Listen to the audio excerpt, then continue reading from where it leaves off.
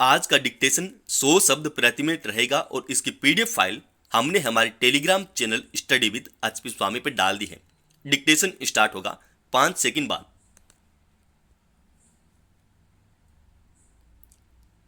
Start. लगता है मुद्दा कोई भी हो, सुधार या बदलाव के किसी भी प्रयास के पीछे राजनीतिक टकराव हमारी संसद का स्थायी अंग बनता जा रहा है। मुद्दा चाहे आरक्षण का हो अथवा कोई और, सत्ता पक्ष और विपक्ष सुधार पर चर्चा करने के बजाय अपना राजनीतिक फायदा तलाशते दिखते हैं। सत्ता पक्ष व प्रतिपक्ष में ताजा टकराव लोकसभा में पेश किए गए वक्फ संशोधन विधेयक को लेकर सामने आया है।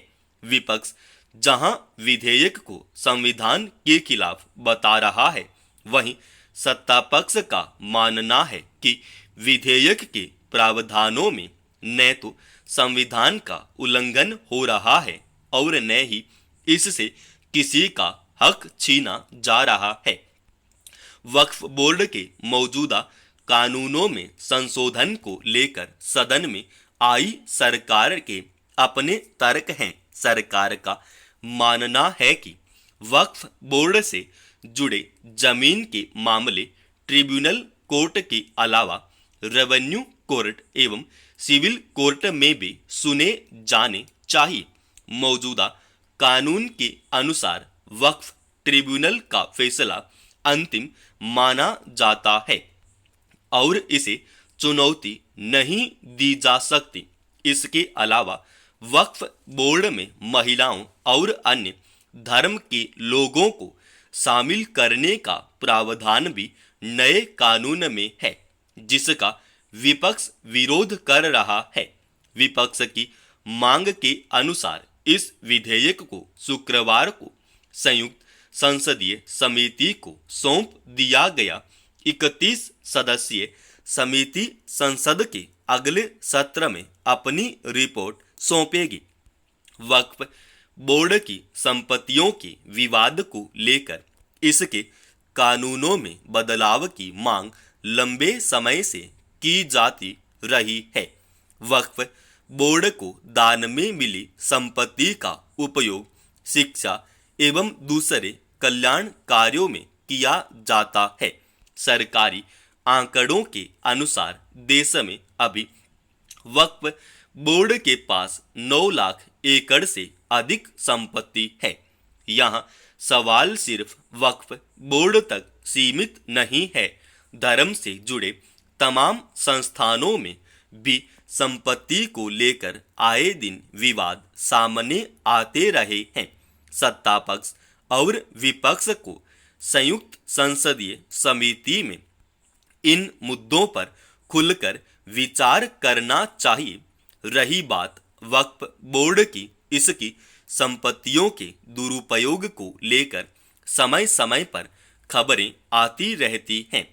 ट्रिब्यूनल में हजारों मामले विचाराधीन हैं। सरकार की मंशा अगर इसमें सुधार लाने की है तो विपक्ष को अपने सुझाव देने चाहिए। हर मुद्दे पर राजनीति करने से समस्या का समाधान मुश्किल है।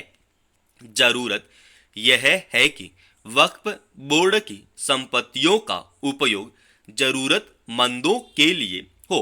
वक्फ बोर्ड में महिलाओं को प्रतिनिधित्व मिला तो इससे वे अपने हकों की लड़ाई बेहतर ढंग से लड़ सकेंगी। उम्मीद की जानी चाहिए कि दोनों पक्ष प्रस्तावित कानून की खूबियों खामियों पर चर्चा कर बेहतर रास्ता निकालेंगे। समूची दुनिया ने कोरोना महामारी की भयावहता को नजदीक से देखा है। करोड़ों लोगों की मौत का कारण बनी इस महामारी के बाद किसी वायरस का जिक्र आते ही कोरोना का खौफ नजरों के सामने तैर जाता है। विश्व स्वास्थ्य संगठन WHO ने हाल ही भारत में मिली निपाह वायरस समेत 30 ऐसे खतरनाक बैक्टीरिया व वायरस की पहचान की है जो फिर से दुनिया में किसी नई महामारी के हालात पैदा कर सकते हैं। यह कहा जा रहा है कि रोगाणु लोगों को तेजी से संक्रमित कर सकते हैं। चिंता यह भी कि इनमें से बहुत कम के लिए ही वैक्सीन उपलब्ध है। यह बात सही है कि चिकित्सा के क्षेत्र में व्यापक अनुसंधान के जरिए समय समय पर संक्रामक लोगों के उपचार व इनकी रोकथाम के लिए काफी प्रयास हुए हैं, लेकिन यह चिंता इसलिए करनी चाहिए कि समय रहते रक्षात्मक उपाय नहीं किए गए तो खासतौर से भारत जैसी बड़ी आबादी वाले देशों के लिए खतरा हो सकता है, खासतौर से ग्रामीण इलाकों में जहां चिकित्सा संस्थान व चिकित्सकों की कमी हमेशा बनी रहती है। कोरोना के दौर में भी इस समस्या से दो चार होना पड़ा था। वैज्ञानिकों की टीम ने 2 साल तक 1652 सूक्ष्म जीवों का विश्लेषण करने के बाद 30 को तो खतरनाक रोगाणुओं की श्रेणी में रखा है। ये ऐसे रोगाणु हैं जो चिकित्सा के क्षेत्र में आपातकाल जैसी स्थिति पैदा कर सकते हैं। राहत की बात यह है कि वैज्ञानिक खतरनाक वायरस के तोड़ के रूप में वैक्सीन बनाने में भी जुटे हैं।